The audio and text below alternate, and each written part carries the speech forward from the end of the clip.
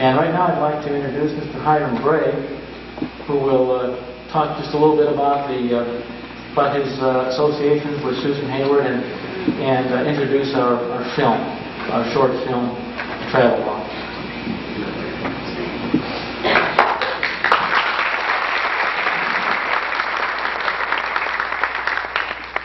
Thank you very much, Dr. Novak. First, ladies and gentlemen, let me give you a little advice. I think it's some good advice. When you get my age, ignore all that health stuff you see on television and read in the newspaper, and don't take up jogging. I've been into this morning walk bit now for several weeks, and yesterday I had a smart fit and decided I would break out into a jog a la Bill Doxey. Bill runs all over Carrollton every day. And these old muscles are rebelled, and I've been in a continuous muscle spasm for 2 days. And it's not, you know, I used to watch football players out on the field that lay there on the ground and pound the turf. The pain was so bad. But I never realized until now what they were going through.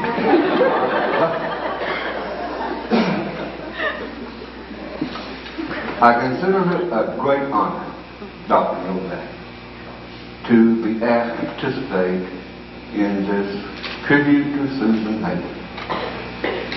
And I'm very proud of West Georgia College for including this film festival as part of its year-long celebration of the opening of this magnificent performing arts center.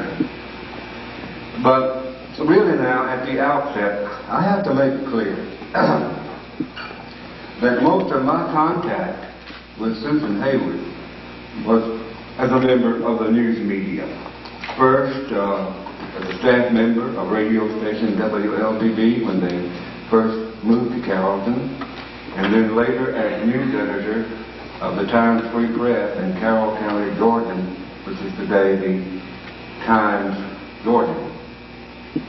And at both places, we did not hound the lady to death. In fact, we had a great respect for her privacy.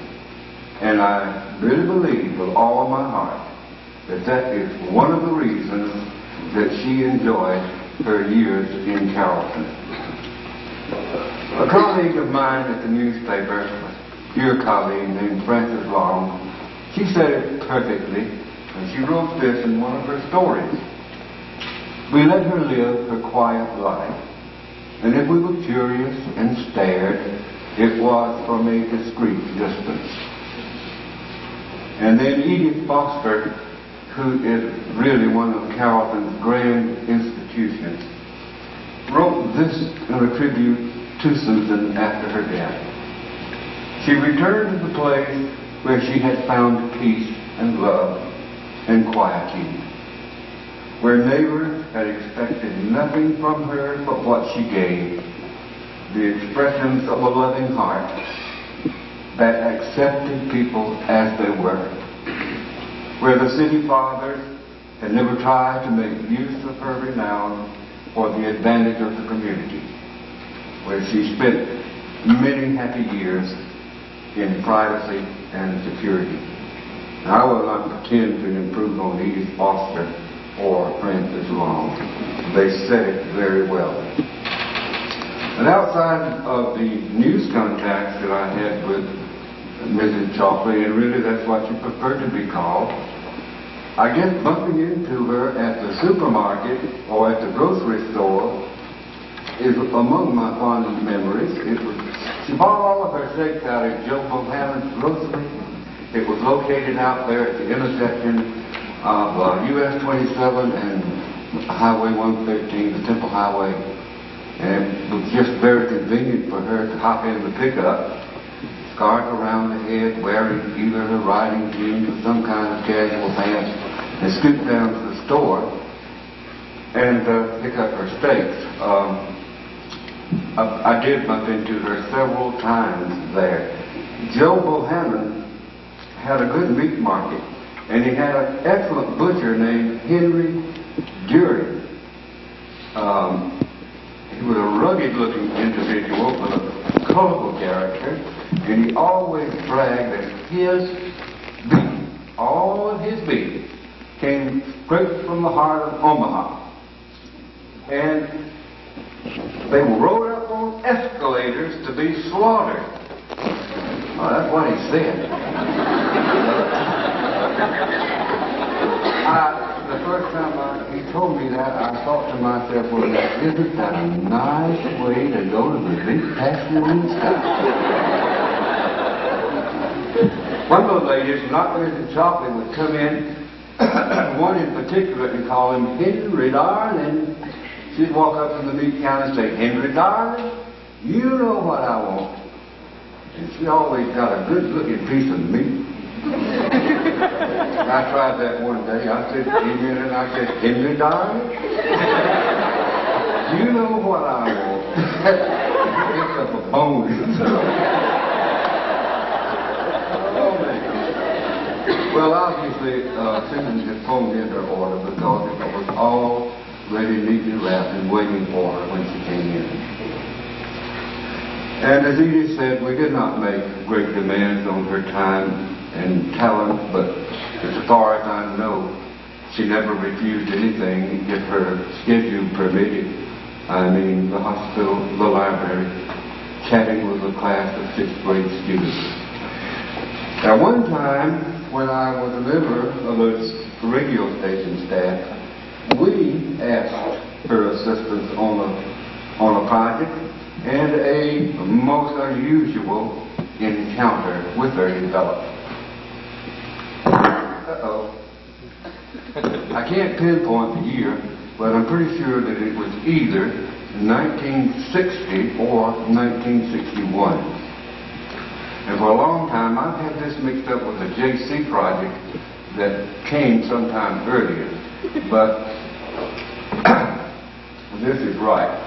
It was a National Radio Month project, and the Georgia Association of Broadcasters had urged stations all over Georgia to sponsor a safety fund weekend, broadcasting spot announcements throughout the weekend, urging motorists to drive carefully and turn on their headlights. I think the theme of it was lights on and live. Now, Bob Green, who was also on the staff of WLBB at that time, and I pretty well worked this whole thing out. We decided to borrow an idea from the JCs and set up a roadside stand in front of the radio station where motorists could stop and have a Coke and coffee and rest a little while if they wanted to. Now then, I know a great many of you in the audience knew the late Tom Vesey. Tom was a principal fellow, but when it came to spending the radio station money, he was a tightwad. We had to first convince him to spend the money to put the Coke and the coffee and the donut in the roadside stand. To illustrate how tight Tom could be, one year we sold an advertising package to merchants around town, and part of that deal was that we'd take them on a weekend fishing trip to Sarasota, Florida, a deep sea fishing trip. And J.B. Norton was the salesman, and I got to take them down to Tucson for the weekend. We lived it up. We ate high off the hog, lobsters, prime ribs, good champagne. And because about 300 pounds of fish, it became obvious near the end that we weren't going to have enough money to get back home. And we were going to have to call Tom and ask him for to wire us some money. J.D. wouldn't do it. He said, no, you got to do it. So I got him on the phone and I said, Tom, buddy, we're a little dilemma down here. We have got 250 pounds, between 250 and 300 pounds of fish to bring home, and we run out of money. You've got to send us some to get home. Without hesitation, he shot back, sell the fish. But anyway, we got the money, got home.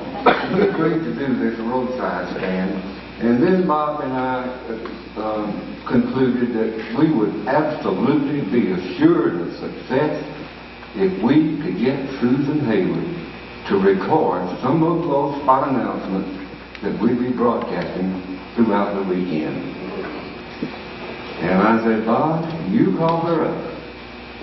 Tell her that we'll come right to her house and record these spots, and she won't be inconvenienced whatsoever. If you can get her to do that, I'll get busy and write the scripts. Well, Bob called her up, and she said, I'd be happy to do it. She accepted without hesitation. So I got busy writing the scripts. I can't tell you what a funny feeling it was, knowing that I was writing something that was going to be spoken by Susan Hayward. I don't know how I ever got it done, but I did. And Bob had made an appointment with her, and we arrived at the designated time at their home out there on the Central Highway. At that time, tape recorders were great big old things.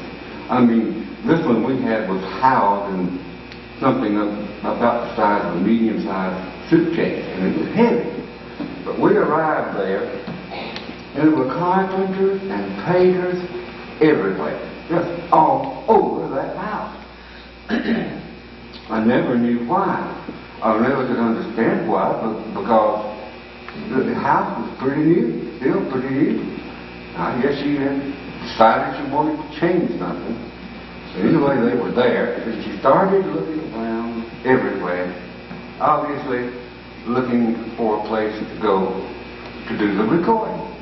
And she walked toward this door, opened it, and said, gentlemen, this is it.